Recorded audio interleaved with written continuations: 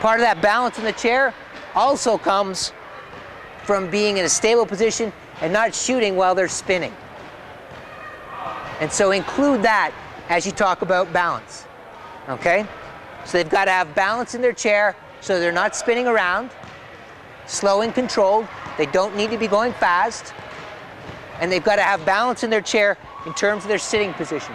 So the chair gives them that stability, okay? That's the first type of balance. The second type of balance is balance on the hand, okay? I'm going to give the ball to Steph here. And what she's going to do when she puts the ball on her hand is she's going to make sure that the ball is touching basically her thumb and all of the finger pads of her hand.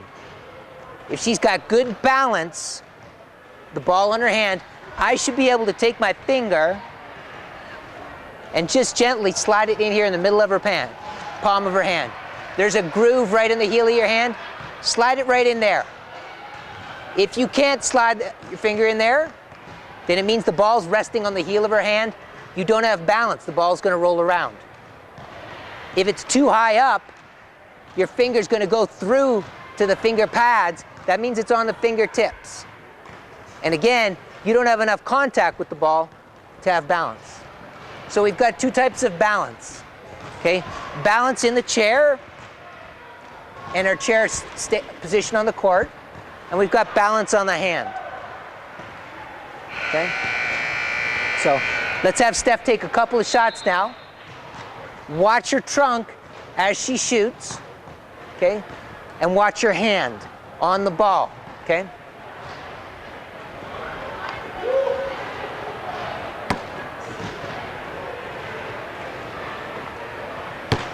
If you watch, you see she's just going into her back rest just a little bit as she shoots.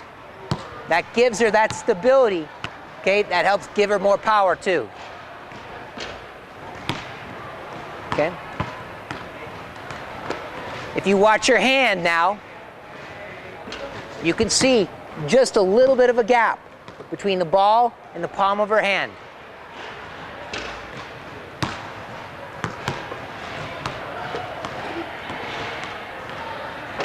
Okay, so that's good. So that's our B in beef, okay? Our first E is I. I is where your target is. Now, there's a lot of, I've seen lots and lots of coaches, lots and lots of great shooters. They have lots of different targets. They'll shoot back rim, front rim. Some just shoot kind of in the middle of the basket, okay? My preference is back rim. So when I teach, I shoot back rim. If I'm teaching an athlete like Steph right now, the place I want her to look, I want her to look at the seam on the back of the rim where the two pieces of metal join. The key to your target is that it has to be small. That small target gives your athlete something very, very specific to focus on. There's an old saying, aim big, miss big, aim small, miss small. So if she's looking at the back of the rim with that tiny little target and she misses by just a little bit, ball's still going to go in the hoop. If she's aiming at the whole basket and misses by a bit, a lot of times that ball's going out. So that's the first part of I, okay? The second part is what do you do with that after you've got your eye on that target and you're zeroed in?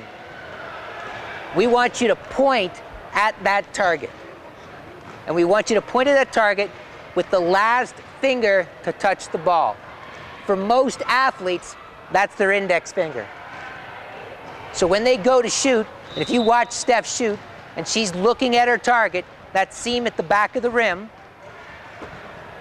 her index finger will point at that target.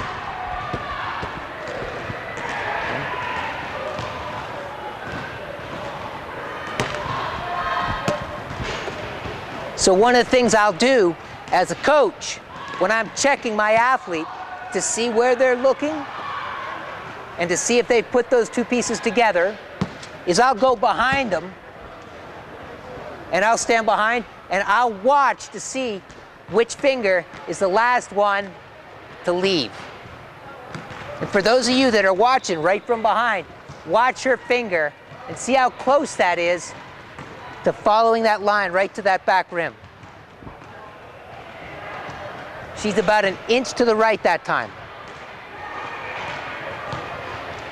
That was good. So I don't even have to watch now with Steph. I don't watch to see whether the ball goes in. I'm beginning to look at her shot, and I can look at her mechanics, and I can tell when it's going in. That's important when we get to the next level. We'll talk about that in a second. So we've just covered eye. We've given her a very narrow target, okay? And it can be back rim, front rim, middle of the basket, but it needs to be really small. And if you think of the target I've described that I use with our athletes at U of I and Steph uses with our women, okay, that target is about an inch long and about a quarter of an inch wide. That's how small it is. If we're moving around the outside of the key, working on our shooting, we're going to use the loops where the net goes through the basket. That's how small those targets are. Okay? So that's eye. The next thing we're going to talk about is elbow. What do you do with your elbow? There's two parts of this again. Okay? And these are a little bit different with wheelchair basketball than they are with stand-up basketball or able-bodied basketball. The first thing, we've got a lot of functional differences in our athletes, but we always want to try to have their elbow underneath the ball to the greatest extent we possibly can. It doesn't need to be perfect. And a lot of times we're going to have difficulty with that. If you have kids that walk with crutches, okay, they're going to have a horrible time getting their elbows underneath the ball. So in essence, what we want to do is use the principle, the elbow follows the hand. Start with the elbow where it's comfortable. So when we look at Steph, and she's going to be a really good example of this because she does some funny things with her elbow. Take a look. Her elbow is underneath her hand, underneath the ball. We want everything in the same line when it's going to the basket. If something gets out of a line, it's going to be a force that's going to push the ball one way or another. That's not going to help us make a bucket. But it's not going to be perfect because the kids we have don't have all perfect symmetrical muscle function. So we'll just do the best we can. We want them to be comfortable. Okay? The other piece of the elbow part here, remember we talked about with cowboy shooting, power generation. With lower class players, 1s and 2s, they don't have back extensors or leg muscles to help generate power. So they'll bring their elbow down more to generate power. If they sit low in their chair, their wheels might get in the way. So they might have to move their elbow just a little bit to the side as they generate power. That's okay. Power generation is important. We'll allow for that. Okay?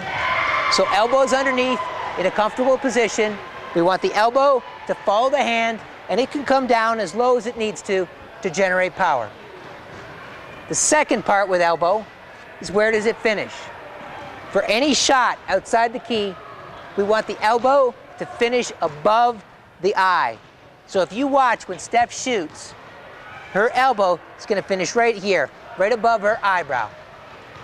That allows us to get the trajectory on the shot that we need to maximize our opportunity to put the ball in the basket. So now we're going to take a look at Steph. She's going to begin to put those things together. Balance in the chair, eye on her target, elbow for power generation, and where does it finish?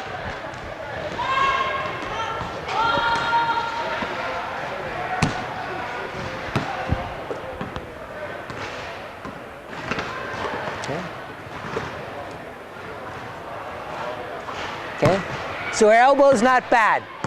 Okay, it's finishing right about her eyebrow.